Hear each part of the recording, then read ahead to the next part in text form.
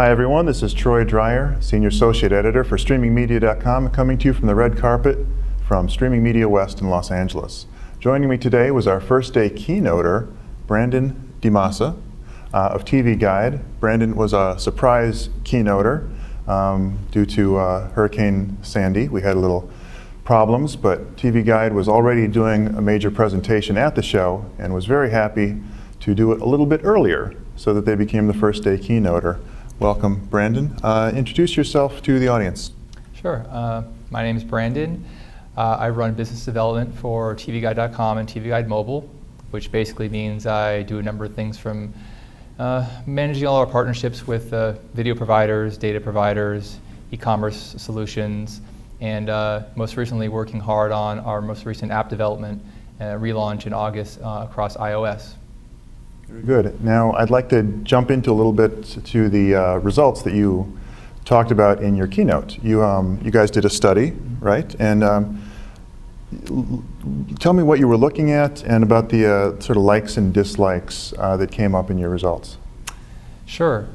So we really wanted to find out from our users and across the country what were the most important attributes when they're looking across TV sites and TV apps, particularly on the social TV side.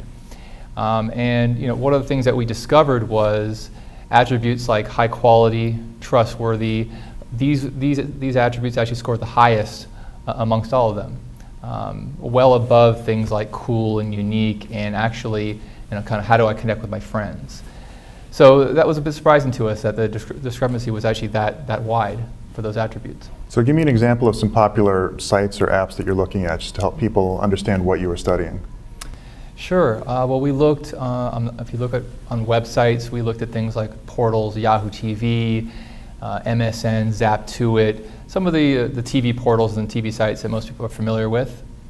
And on the mobile side, there's some startups like Manhattan and things of that nature that we know a lot of people are using kind of compete with our site and our apps. So we kind of want to look across both of those platforms to really see what people found the most interesting and also where we fit in across those attributes.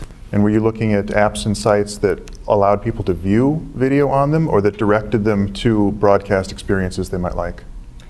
A little bit of both. I think for the most part we were looking at apps like ours that end up being sort of a discovery and launching point into other services where you can actually consume the content.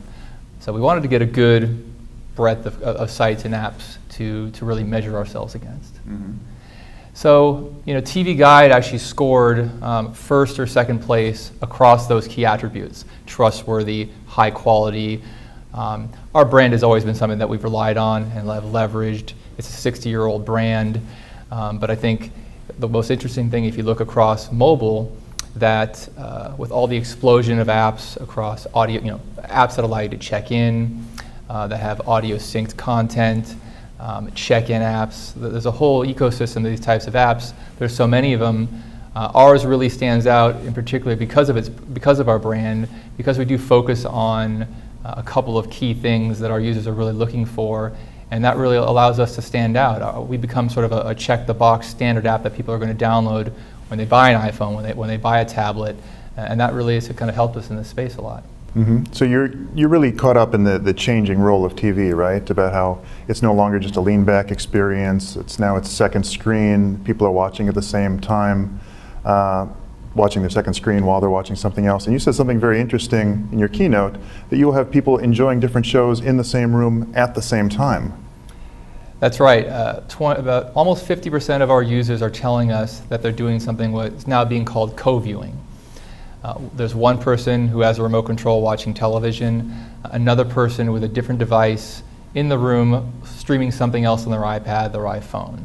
That's a pretty significant shift from a couple of years ago where something like that just wasn't possible, and it's just creating a new dynamic, something that the content creators have to think about, and also for us creating an opportunity to create a product that actually gives you guidance to that kind of that co-view device, if you will. So the products that we've created, our watch list product, our new apps, are all designed that if I'm sitting there holding my iPhone on the couch or my iPad, it helps me figure out sort of what I want to immerse myself into, what can I launch into, going into Hulu Plus, into iTunes, into HBO Go, We're going to help you find the shows on those platforms, and we've done the deals to get integrated with those various apps.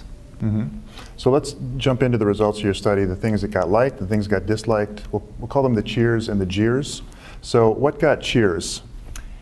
For the most part, some of those more abstract things like trustworthy, high quality, those were the things that users said are the most important to them. When they're looking across these dozens and dozens of choices, those are the ones at sort of the 80 to 85% clip that said that they were looking for the most. And then on the flip side, on the flip side, attributes like cool, how do I connect with my friends, ranked much lower. So not to say that those things are unimportant, but they just, there's a pretty big discrepancy in terms of trustworthiness. When people want to make a decision on how they're going to spend their time on an app, that is the most important to them, as opposed to some of the bells and whistles that some of the other apps are associated with.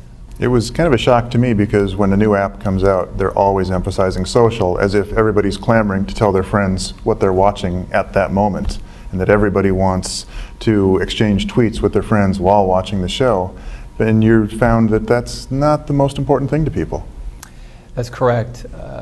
What you see, one of the issues that some of these startups have that do focus on social is that there's no scale. So you get onto one of these new startups and you find that there's not many friends that you can connect with on that particular app, so it's something you try and then you sort of put aside. With our app, we have scale. We have 8 million downloads, almost 2 million active users. It's something that people can come to, and a lot of people are using and sort of embracing. So that's an issue that's an advantage that we have, again, with our brand, with our history, and with our scale on the .com side. We're a very, very familiar company to them, and one people are kind of willing to take a chance and invest some time in startups while they can afford and to build some glitzy apps. And there are some great apps out there. They just have the disadvantage of not having the scale because they're just right out of the gate with their product. So we're in LA. There's a lot of content people, a lot of studios who were at your keynote. What was that you hope would be the takeaway for them from your study? What can the studios learn from it? I think the key thing here is that, and this is sort of the headline of our presentation, is that TV has changed forever. Some of the viewing habits that we're seeing directly based on feedback from our panel is that they're really changing the way they're discovering content. While it's no longer about these shows are debuting on this day, 8 o'clock, and that's still a part of it, but there's a whole other part that shows people are discovering content through these streaming choices.